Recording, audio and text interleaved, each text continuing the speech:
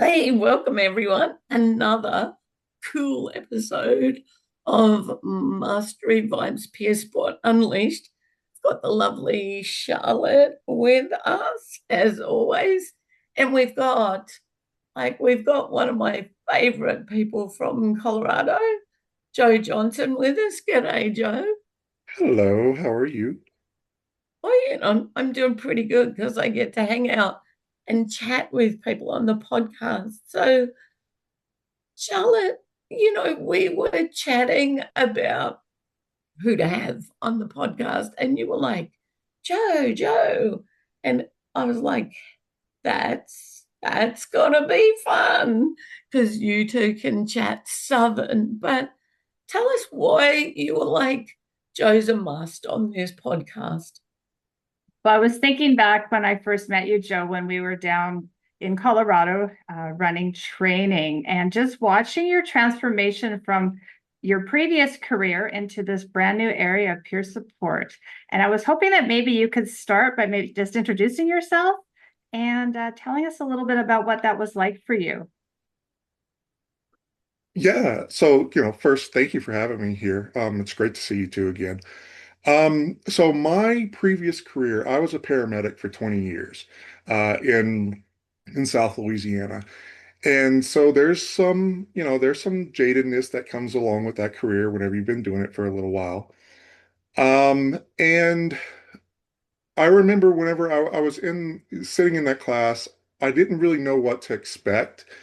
It wasn't what I was expecting, but it wasn't what I was not expecting, if that makes any sense at all. Um, No, yeah, I was expecting to kind of get talked at for a week and a half about a lot of stuff that I already knew about HIPAA and all these other suicide prevention things.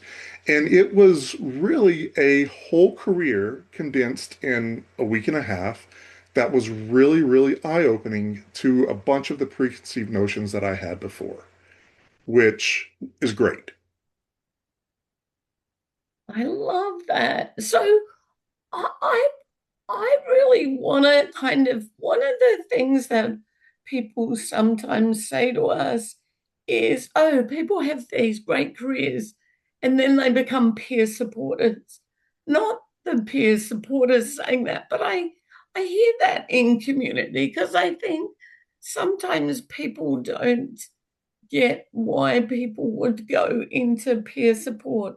So, anything you want to share about like why the change would be great? And I know some of that might be personal, so share whatever feels comfy or not. Yeah, so I thought that I was going into peer support because I was in school to be a trauma therapist. And so I thought I was going to go into peer support as kind of a stepping stone. Mm. Kind of get my feet wet a little bit, get a career, resume built up a little bit, and then whenever I finish with school, I'm good to go. As with most things, that really kind of hit me like a sack of rocks whenever I realized, hold up, I don't need to do all that. I don't need to go to finish school. I'm not saying don't finish school. I'm certainly gonna because of all the debt, but I'm gonna, now it's become a big challenge for me as to whether I want to stay in peer support or go the clinical route. And I remember you guys saying, and I'm not going to get it right, but something along the lines of we're part of the system, or we're not part of the system, we're of the system, or something along those lines. We're in the system, Ah, not of the system. yes, in the system and not of the system. So that, and whenever you guys said nothing about me without me, Mm. those were very big eye-opening things that I try to bring to my work every day. Um, Peer support, it's so great because we're able to kind of operate in so many different facets of mental health and substance use and all the other things. Um, I wanted to be a trauma therapist, work specifically with first responders and military personnel. And I'm seeing more as my career as a peer goes on that I don't have to have all those fancy letters behind my name to still be able to do that. Um, if anything else, it's that guy who's been there, who's done that, who's seen it, who can sit next to you and be like, that sucked. Let's talk about it for a second. And even not even have to do that, just coexisting next to someone who has been through it is is life-changing. Yeah. Yeah, I think that is the piece. I know the first responder peer support is getting bigger and bigger and bigger across the world because of the situations that first responders like see and hear. And, I've spoken to some who said EAP is great, but I have to keep describing my job. And I think that first responder peer support is, I don't have to describe my job because the person that's sitting with me gets it. The person that's sitting with me is dealing with their own mental health or drug and alcohol. And it's just that I think that camaraderie about peer support wherever we are, right? Of, oh, I can breathe because someone kind of understands. And Charlotte, you're probably going to have a few words from the family thought around that too, right?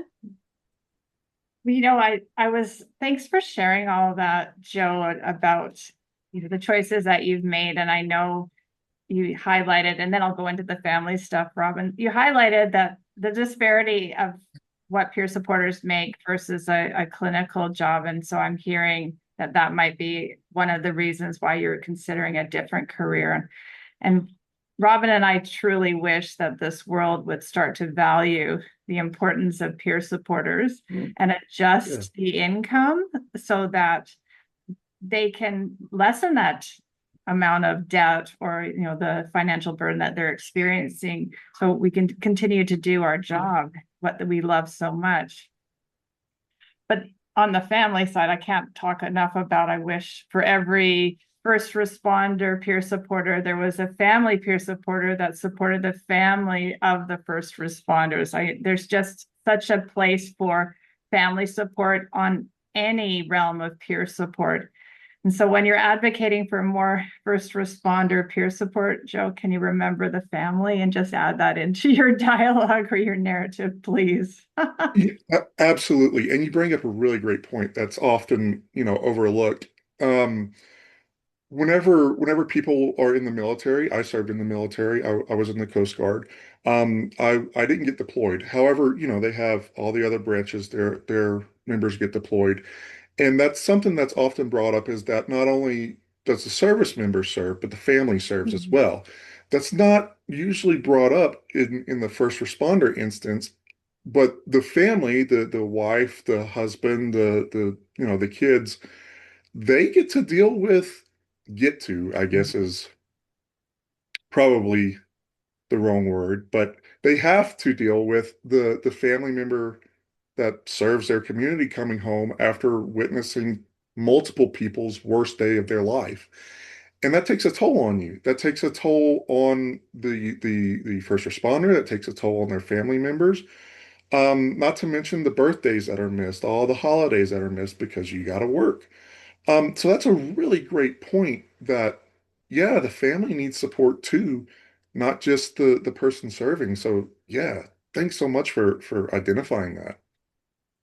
And Joe, as you were just sharing, Robyn, I was thinking of when we were working with the pilots, and the one story that resonated with me when a few of the pilots would share stories when they would come home and they didn't know how to fit into a family that didn't need them around. And so I was thinking not only the piece around the trauma part of everything you've seen, but also showing up in this house to a taller child and a house that's been running without you. And there's so many facets of where peer support can work for the person, and then also for the family. How are we going to act when dad comes home or when mom comes home?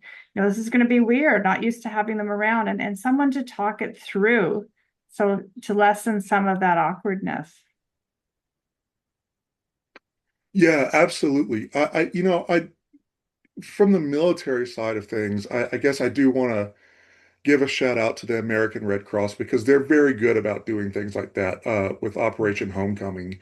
Um, Whenever, service members are coming back home, they'll meet with families and say, you know what, he's probably not going to sleep in the bed for a month. And vice versa. On the other side, hey, you know what? Your wife and kids have been surviving for a year without you. Things are going to look different. So yeah, shout out to them. They're a great organization. I was able to work with them for a little while. And, oh, can you imagine having peers in that aspect? Jeez. Mm. Yeah. Wouldn't that be amazing? There's just so many places we don't tap into that could be there. One of the things that I've been seeing in different environments, though, is there's still an expectation at times that peer supporters will volunteer. And look, I agree. I think, it's cool that there can be some voluntary stuff, but um, I'm doing some work in the suicide prevention space at the moment. And someone was telling me they've got this great new safe space happening, and it's going to be staffed with peer support volunteers. And I went, but why do we have to volunteer? Is that not worth a job to be having conversations with people who might otherwise be making an attempt on their life? And I think when we think about peer support, yeah, I think there are some people that want to volunteer, and cool. And I know there are some people who do it, first responders, voluntary. I know, people do it in like pilots voluntarily as part. I mean, don't get me wrong, they're getting paid for their role, but then there's also the people who are living on some kind of pension, and it's like, well, you're a volunteer, so it won't impact your money.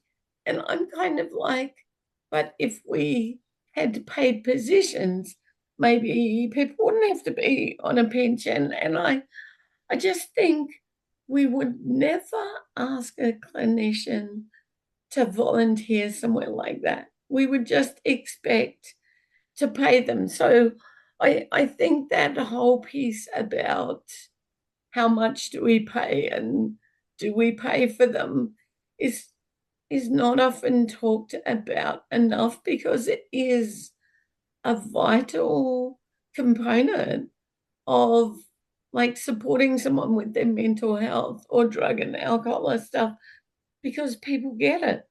Um, so yeah, I always have a little bee in my bonnet about why is it that we're always asked that and other people aren't. But getting back to you, Joe, like are you able to share like about the environment that you work in now? Not about whether they're a great employer or not, but are you working in a more clinical or community environment?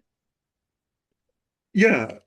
So I work for a community-based health service. We're a safety net organization, safety net mental health organization. So we get a lot of really high high acuity stuff. And so you're probably going to see some of the clinical stuff come out here. Um, I work with a bunch of clinicians. I think it's a great opportunity to be able to learn. I think it's a great opportunity to be able to see that side of the world. I've kind of reframed it as it's a great opportunity to educate clinicians about peer work. One of the things that we do is, or one of the things that I like to do is every time I see a new clinician get hired on the little Monday morning email, is I like to reach out to them and tell them, hey, my name is Joe. I'm one of only three peer support specialists that works for this organization that covers the entire state of Colorado. And this is kind of what I do. Because I know that when you're in school, peer work is never covered. It's not covered at all.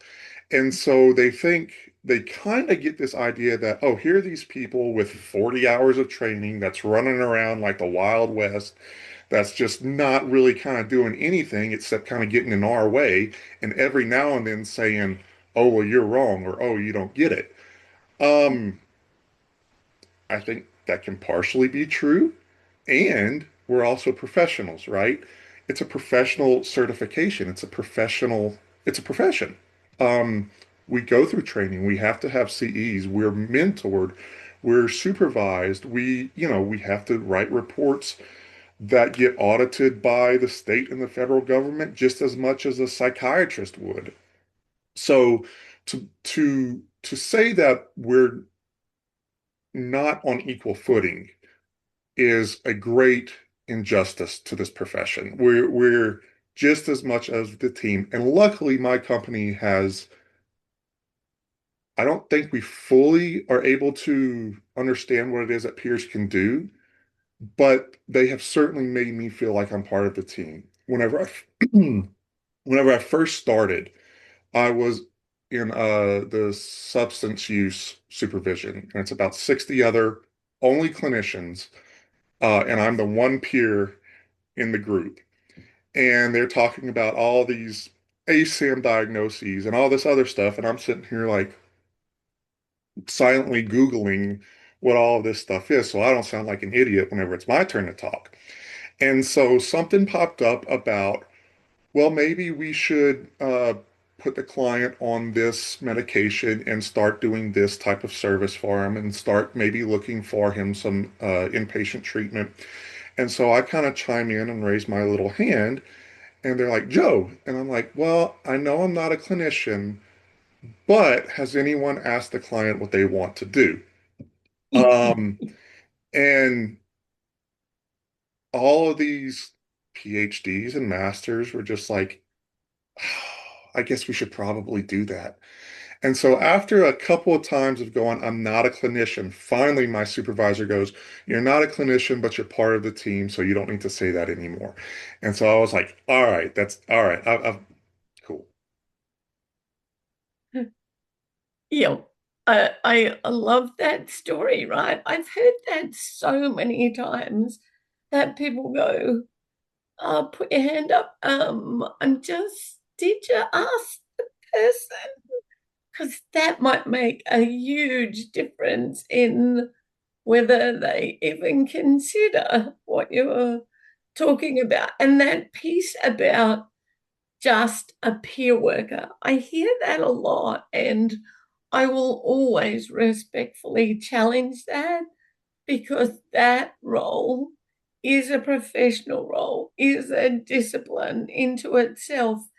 And dealing with our own mental health and or substance use kind of stuff is like studying, right? And someone once said to me, my practicum was my 7 years of homelessness. I mean, not mine, but this person was sharing that. And so I always talk, if we actually think about the time frame that we're dealing with our stuff, or families are dealing with us, we all have many, many, many PhDs in living with whatever it is that we have. So I'm super glad that you get to be in that space and respectfully challenge those kind of ways. But I do have one other question around that hanging out with clinician space. And don't get me wrong, I'm not bagging clinicians. We need them. I believe we need the Absolutely. whole Yeah. gamut. And I know some of my peer support friends will be like, Robyn Priest, did you really say like that? Yes, I think we need the whole gamut. But one of the things is, how do you stay true to the peer values when you're in a clinical environment? That's a really great question. And yes, there is a role for clinicians. I'm engaged to a licensed marriage and family therapist, so I have to say that there's a place for clinicians. Well, you kind of hope your marriage is going to work now with that. I get, but I'm able to educate her on peer work, and she's taken that to her agency, which I think is great. Cool. So that can be a whole nother discussion. But yeah, like going back just a second where you said I'm just a peer. Whenever I worked for the Red Cross, people would say I'm just a volunteer, and we would actively say you're not just a anything. Yeah. You are a volunteer. You are a peer. You don't see, well, it's kind of an ego thing, but you don't see psychiatrists saying I'm just a psychiatrist, you know. Um, but you're not just anything. You are a peer, and peers have saved several countless lives, by just doing what it is that they're doing. Now going back to how do I stay in that peer space? Um, it gets difficult sometimes. It gets really, really difficult whenever you're surrounded by all these clinicians, and sometimes they don't necessarily know what it is that you do and what it is that you don't do. Mm. I'm not a snitch, right? So I'm not going to go have a whole session with my client and then come back and tell the clinician, oh, such and such had a return to use, such and such was saying this and this and this. My space with them is just as sacred as a clinician's space with them. I don't like looking at clinician notes whenever I'm meeting a client because I don't want to come through them with clinician's eyes or through a certain filter. So there's a lot of times where it's like, well, you should know that. You looked in their chart. No, I looked in their chart to see if if they need any casework or anything like that. I'm not looking at your notes. I am very fortunate enough to be able to have my peer supervision done by a peer-led organization, and that's Advocates for Recovery Colorado.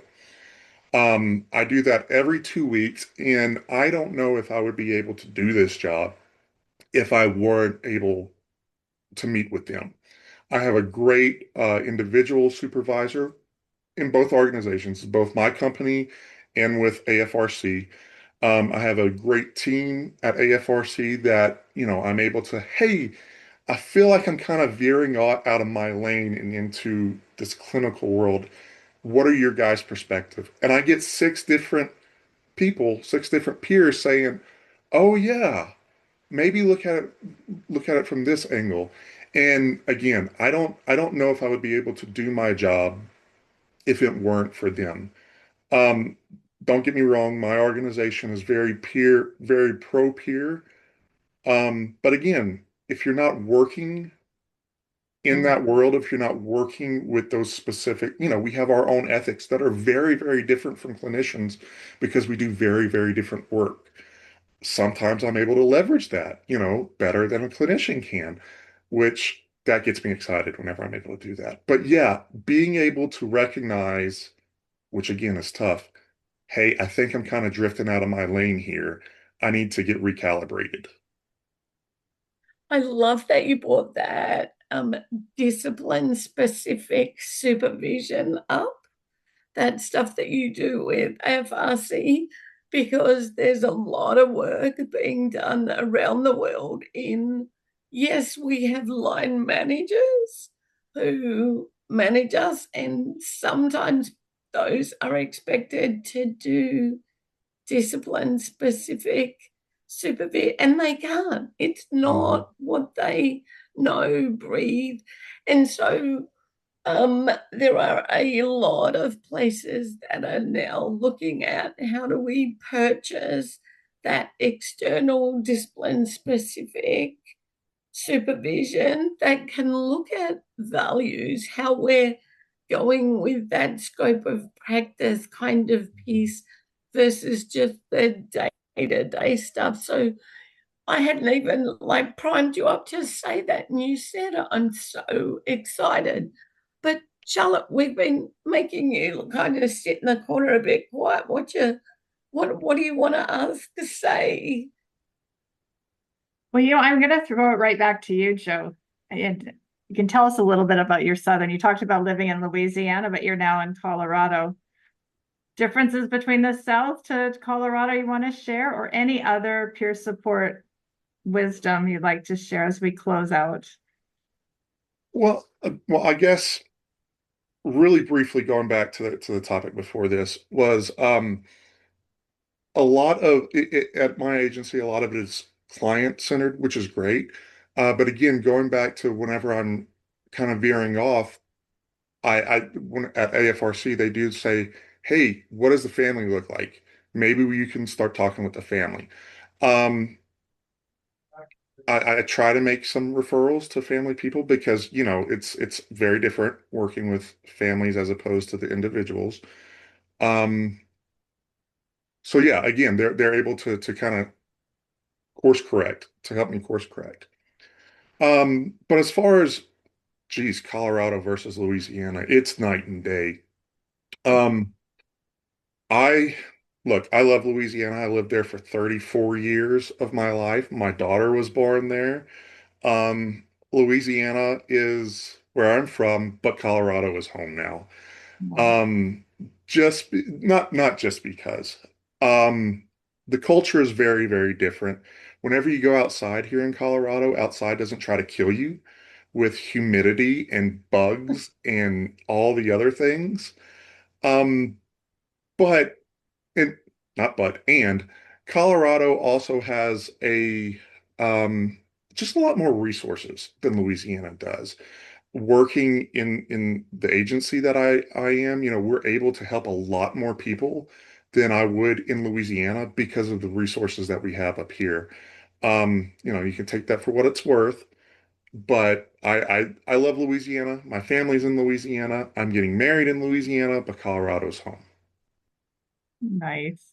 And Robyn and I enjoyed our time in Colorado. I have such fond memories of, especially the training that we did with you, and all those little side trips and adventures. And you did take us to a wonderful Cajun restaurant in Colorado.